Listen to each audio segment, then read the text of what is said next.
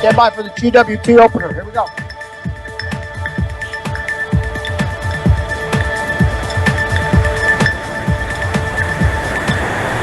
Are you ready to learn to get rid of stress in your life? To learn how to deal with the emotional turmoil that causes strokes, heart attacks, bad health, and even weight gain? Life-changing habits for work, family, and everyone you deal with start here with Andrew Wittman. It's time to get warrior tough. Here's Andrew Wittman and Dutch Coleman. All right, we're back at it. It's time to get warrior tough, the most monumental hour in media anywhere. We are leadership and mental toughness coaches Andrew Wittman and the Dutch Coleman. What's happening, everyone? Ha, Dutch, you are the man, dude. Just happy to be here, man. I'm looking forward to our topics tonight, and I'm looking forward to the people interacting with us. I'm just having a really good week and really excited.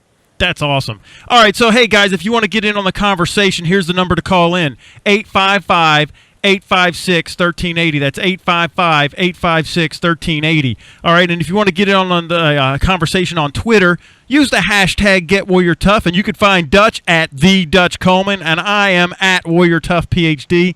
Guys, I want to encourage you to go to the website, GetWarriorTough.com, www.GetWarriorTough.com. Go there and register for our free ebook. It's called The Elusive Secret of Peak Performers. Look, this is a great jumping off point to kind of give you a foundation of what we are all about with mental toughness and critical thinking and emotional intelligence. And it's there for you. Register with the site so you can keep up with all of our content and email, and then and grab that book. Also, I told you last week we've been running this contest, right? So we're going to be running it for a while because I just love this thing, right? So what it is give us your awful boss story, okay? And so we're going to, when we get a great awful boss story, right, then we go through them and we decide what's a great one, and then we pick a winner. And what we do is we give them a copy of the audio book, the audio version of Ground Zero Leadership, CEO of You, which is our new book that came out. The audio book is already out, and the print copy will be out soon. So this week, the winner, drum roll please, right, goes to Vanita Johnson. Vanita, thanks so much for your awful boss story.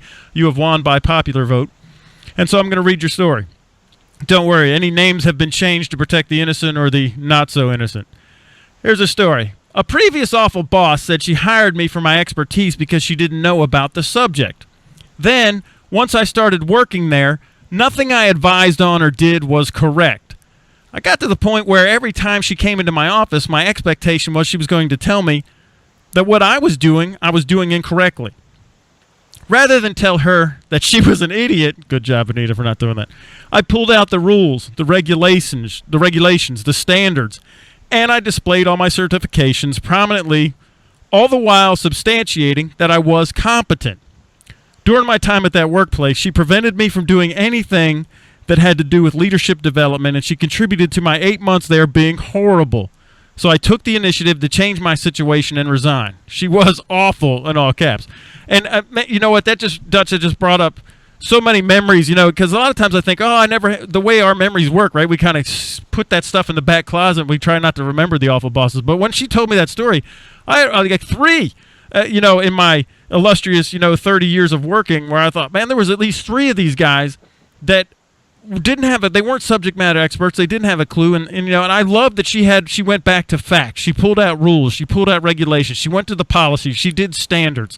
She went back to her training, and she relied on facts. I just love it. And I know you have an awful boss story, Dutch, but we're holding on to that till we get a really great one, right? Is that we're holding that until we get one that pulls the trigger, boom, that you could tell it. Absolutely. I do want to make a comment about Vanita's. That's the best thing you can do. There's when you have a dispute and someone's using opinion or someone's using an idea or a thought, there's nothing better than fact. And that certification, whatever profession you're in, there are certificates, there are educational accolades, there are different things that let people know that you are qualified, period, right? So. Yeah. Absolutely. That's and she went back to the policy. And listen, anytime you can point to that, you can go to that. Yeah, I'm all about I'm all about like the policies, the regulations, the general orders. See, in the military and the law enforcement, we have general orders, and then we have special orders, and whatever the policies are, and then there's the contract. If there was collective bargaining. Man, I studied that stuff like a scientist. I knew my contracts. I knew my rules and regulations. I knew the disciplinary process. I knew it better. I mean, like I would actually study that stuff. And so I wonder how many of us actually do that. See, this is what Vanita did. She's like studied that stuff and she used it.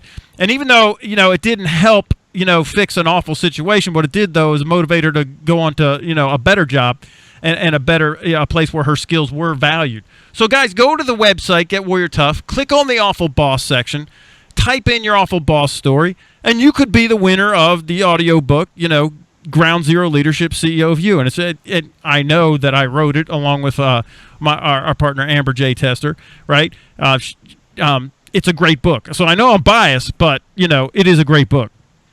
All right, isn't that fun, Dutch? That's so much fun. Absolutely. Another comment about Vanita's is even if your solution doesn't help the situation, it didn't hurt it. And the most she could have made the situation worse by reacting emotionally and right. trying to get into a tit for tat with your boss and going back and forth. So she didn't hurt the situation. She used facts, whether it's it worked or it didn't work. She didn't get into an emotional battle where everyone loses in that situation. Right. It's kind of like what's that oath that the doctors take, right? Do no harm, right? So she didn't do any harm, right? So then that's a huge point, Dutch, because a lot of people, they take it personal and then they ramp up and they go to war over it when, hey, you know what? And this, this is what you guys learn in CEO of You, and if you join the Phalanx and People Whisper, and if you had us into your corporation, we would teach this, but part of People Whisper. Sometimes people, have a hard time getting out of their own way, and we teach you how to walk down that path to help them get out of their own way, and how we could, but some people you just can't help, and then you do need to move on. And so I applaud her. Thank you so much, Vanita, for, sharing your story with us. And as, you're our very first winner, of the audiobook and of the contest. And so I'm grateful to you. And man, it's a great story because it brings up a whole lot of stuff. It helped me remember, and I hope that primes the pump for our listeners, too. Absolutely. Absolutely. All right, Dutch, the big story this week, it's been an ongoing thing, and I didn't really want to wade into this, but you said, we really need to talk about it because there's a lot of teaching moments here, and so the whole thing with the Oscars. And so I'm going to let you take the lead on this, man, and then we'll just see where this thing goes. Obviously, it gathered my attention when Jada Pinkett Smith, a well-known actress who's married to Will Smith, a well-known actor, and the situation happened with the Oscars when the nominations came out. Obviously, there were no nominees that were people of color. So the big discussion began, and Jada Pinkett Smith released a video of her basically, maybe condemning is a strong word, but basically condemning the Oscars for this and basically challenging the people to act in the form of a boycott. Now, a couple of things bother me about that situation. Number one, that it came from Jada Pinkett Smith. Sometimes they say, don't shoot the messenger. Well, in this case, I'm going to shoot the messenger. Well, not literally. No, because I love her on Gotham. I hope she comes back, man. Fish is going to make a comeback, man. We need her for Gotham, dude. I love her work. I always have. I love Will Smith's work. I always have. But I just have to be real. Yeah. It's just funny when the Oscars has a history of this, but you're going to be most vocal when you think your husband deserved it and didn't get it. So now this is the time where you want to come out. What about last year? What about the year before that? What about the year before that? So it reeked of some sort of selfishness, some sort of individual harm that was being done to the Smith family that made her now all of a sudden want to speak out for all actors and actresses who have been done wrong. No, I'm not going to give you that pass. So that's my own personal aside, so people can know I'm trying to be transparent. Like that's the first thing that hit me. So do that with what you will. I just had to get that out there. But the other thing that bothered me, Andrew, was that so many people jumped on board because it was Jada Pinkett Smith, and you're talking about racism and the Oscars, and the Oscars have a history of this. There's no question about them have a history of people of color being overlooked, for lack of a better term, for nominations as well as winning the award. Now,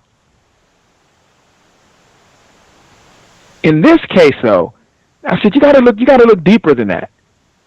you got to look deeper than that. First, you got to define racism, and you had the definition of racism. I feel like I know the definition of racism. It's a little deeper. It has more to do with me as a representative of a race thinking my race is better than yours, for lack of a better term. Like, you're inferior to me in that you don't deserve the same rights as me, and I'm going to do everything I can to put that on display. That's pretty close. Enough? Yeah, that's pretty close, man. I mean, here's the definition. This is from Webster's. Is it's a belief that inherent differences among various human racial groups determine cultural or individual achievement, usually involving the idea of one's race is superior to another. So you're very, very right on with that. But it's a belief, right. So it's a truth. It's not a fact. Right. That's I have to believe. First of all, I have to believe that I'm superior to you for whatever reason in whatever categories. Right. That's the first thing. It's not just because I believe that you are superior to me in a lot of ways, not because of And let me just kind of throw this in because we got to define this stuff before we can have. So here's the definition of race, and this will kind of blow people's mind because what do you think race is, Dutch? I mean, so what if you said race? What are we talking about? We say, oh, they got a race problem, or it's race, or my race is better than your race. What are we talking about? Well, my race, from what I've learned, is there are three races. There's Caucasoid, Mongoloid, and Negroid. And I'm talking about world history, right? I'm talking about the three different definitions of race throughout human history. So we know that we obviously Caucasoid, Caucasian, the most one associated with that. Negroid, black folks, and Mongoloid, we're looking at Asians, right? Now we know that a lot of different people fit into those categories, but those are the main three as far as race is concerned. So now we know that it also breaks down into culture, because in America, it's not that simple. It's either white or it's white and non-white. Right. Okay. In America. So let me just read the definition. So this is here. Race in the dictionary says that it's a group of people identified as distinct from other groups because of supposed physical or genetic traits shared by the group. Now here's where it turns south, because what you just gave, those three breakdowns, scientifically they've been blown out of the water. So this is out of biologyreference.com. It's like most biologists and anthropologists, is what you just said. The three that say anthropology do not recognize race as a biologically valid classification because molecular techniques have developed to examine genetic differences between individuals and populations from both the ancient and the modern DNA. And from all this evidence, it's clear that racial differences do not exist within the human species. Absolutely. It's a man-made thing. Yeah. It's totally, again, this is what it says. Race should not be equated with ethnicity, and ethnicity is a self-described category that has three components: ancestry, language, and culture. So it's a truth. It's totally a truth, and it's not even a race. I mean, so if you want to talk about race, there's one race on the planet of humans. It's the human race. Now, there's other species, that's animals, and, there's primates, and then there's, reptiles, but there's only one race of humans on the planet, and it's the human race. It's humanity. We're all one race. That's scientific, proven, that's factual. So the problem is that people don't understand that we're all the same, man. Genetically, our DNA, there's no difference. And I'm going to tell you right now, the emotional intelligence of people, of the masses. Now, we're not talking about individuals. Right. So you sitting in your living room right now listening may not fall into this category. But the masses, no matter how many times they're told that, they don't listen to it. They're going to live in their truth. And their truth, especially in America, is there's white and non-white. So now we can still destroy your senses and all this stuff just with that. So we can speak in your truth, and we're about to speak in your truth. Yeah. So now you have white and non-white, right? So now you're looking at this Oscar situation. You're saying, well, how come, there hadn't been any nominations of people of color, right? So I'll say non-white. So if I really want to look at that, I can actually use some of the factors that people are talking about, like race. So I use race as a factor. See, I say race as a factor, not racism. So 94% of the Academy's voting membership is white. 94%. We know that's pretty high. 77% is male, right? Yeah. So now now we brought gender into it, right? So now gender is a factor. So now we've already eliminated racism because we noticed there's a big difference in gender too, right? And we know we also have a history of the Academy having a problem with their membership being challenged because of age. Well, I was just So saying, that's now you another brought in. fact. Now you got to bring in the last thing, which is that they're a lot of them are really, really old. Yes.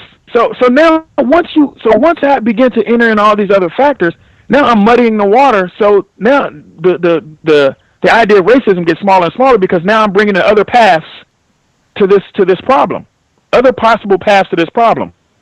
So now, okay, so I've identified those things, right? Now I also have documented history, that some of the people in the past in the academy have been reprimanded for not being active, meaning not going to see movies. Okay. Right. Also, okay. Yeah. Finish that up. We got to go to a break, dude. I can't believe how fast we already are on this. All right. So let's hold off on that thing. We're going to pick up when we get back about people that have not been active in watching the movies that they're supposed to be voting on. Right? Is that what the point you were making? Absolutely. Can we pick that up as soon as we get back? Yep. All right. We'll be right back after this.